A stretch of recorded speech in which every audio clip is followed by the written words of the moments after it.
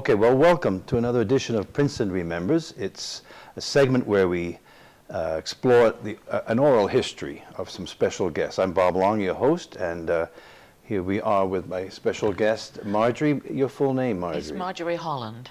Welcome, Marjorie. And here we are on the unceded territories of the Upper Similkameen Indian Band, and we're here in the Princeton Museum, downtown Princeton. So, Marjorie, tell us, as far back as you can remember, like, when and where were you born? I was born in London, in England. You can tell that by my accent, which I haven't been able to get away from. But I didn't really live in England very much. I lived over in Malta and then Singapore, and then came back to England for my secondary education at university before moving to Canada as a married adult. Yeah. So do you remember when you were born, what were your parents doing at the time, or your dad's employment? Do you remember? I really don't. It was just after the war. I think my father was a policeman, but I'm not sure. I know he had been a policeman before the war, and then he was a pilot during the war. He was a Spitfire pilot, one of the few. Did you go to school? You must have gone to school in England then. I went to school, secondary school in England. Before that, I was in school in the other countries, Malta and Singapore. Oh, so you were very young when you were in Malta and Yes. Singapore. Yes. Yeah. Yes. Okay. Moved back to England when I was 11, which is when you moved to the high school in England, grammar school as it was for me. Yeah. And was there through, and as I say, through university. I was at the University of Kent in Canterbury, where I was one of the first 500 students, which was kind of a fun thing. Setting it up as a viable institution was kind of fun. And then got married, moved to a small village, and soon after decided that we would try and move to Canada because my parents had already emigrated over here, and my brother was planning to, so we decided to apply as well. And so I've been in Canada most of my life since, except that we took a few years out in the Caribbean to try something different. Yeah. So you came from sort of northeast, did you say it was northeast Kent or southeast Kent? Oh, that's pretty much the center of Kent, is okay. Canterbury. Canterbury. It's right. Yeah. And then you emigrated from there to Calgary. To Calgary, I think you said, yeah. So what drew you to Calgary? Your parents were already there? Parents were already there. My brother's new wife was also from Calgary. Her family were there. It seemed a good landing spot. And we were there for probably 6 years. And what year was that? That was 1974 we moved to Calgary. And then in 1981 we moved to Kamloops because the weather's better. I was going to ask you what drew you to Kamloops, but it is. Well, I could keep a job there, and the weather was better, and we also found a property which was right on the river, which was really special. Unfortunately, the economy tanked in 1981, and we decided that since I was working in a bank, it was not a good idea to have trouble with the mortgage. So we sold the house and moved into somewhere a little cheaper away from the river, which was sad. But on the other hand, we made lots of good friends up in the new area we lived in, and still friends with most of them. But then you made a drastic move, it would appear, from Kamloops to the Caribbean? Yes. Well, tell us about that. Well, because the economy was not great in Kamloops and our children by then had left home, we decided that we either had to move to a big city where my husband could get work, or else we would do the crazy thing. And so we chose the crazy thing. We felt we were young enough to get away with it, and we did. We sold our house. We split the money, half towards our future and half towards having fun while we were still young enough to enjoy.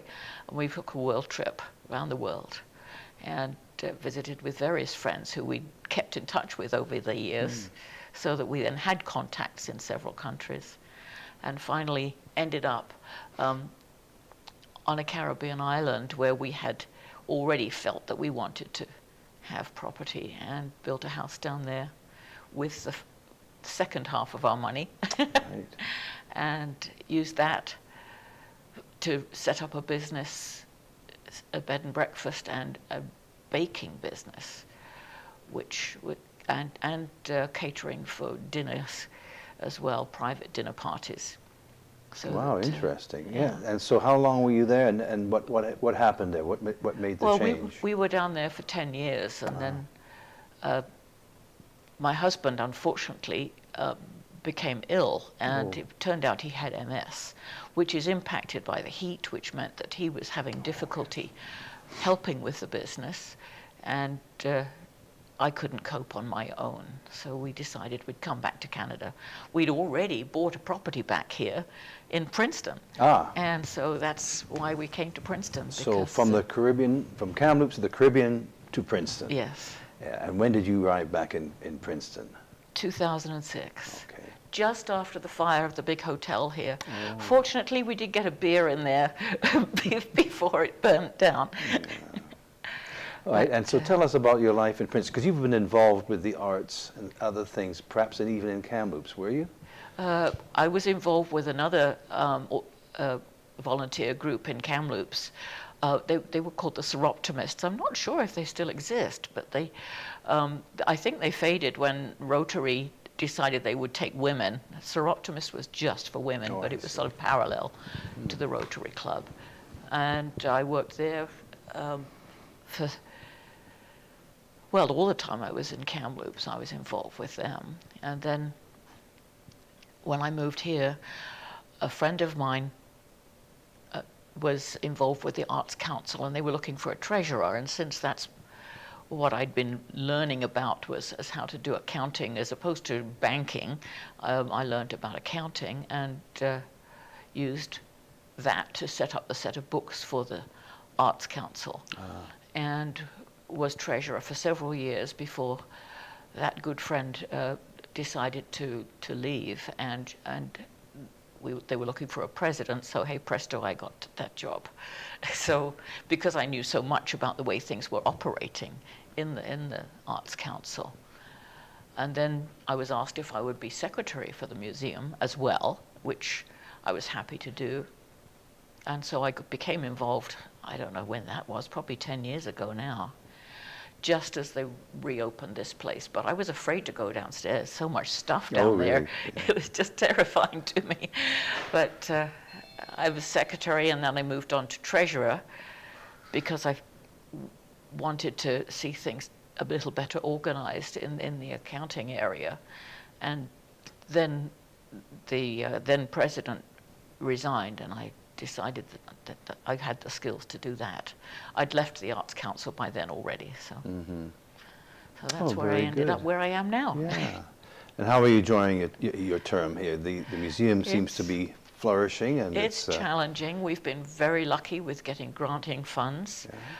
We've also been lucky that the memorandum of understanding with the town gave us a full-time manager, which has been wonderful for the museum. We've got a very skilled gentleman who's working hard on getting us into the 21st century instead of the 19th, which is where we seem to be operating before. And the grant funding has enabled us to lift the way we manage things in here in terms of the actual collection management systems. And now that we're getting out of COVID, I'm hoping we'll get a lot of volunteers coming back in and get programs like this working properly. Well, that's excellent. And if anyone's interested in volunteering, they can go to the website, I guess. That's right. And connect. That's princetonmuseum.org. Or contact us by email at princetonmuseum@gmail.com. Well, I've really enjoyed this little session we've had together, and I hope the folks have found it interesting as well. And we look forward to future sessions, and we thank you for your work here at the Princeton Museum. Thank you.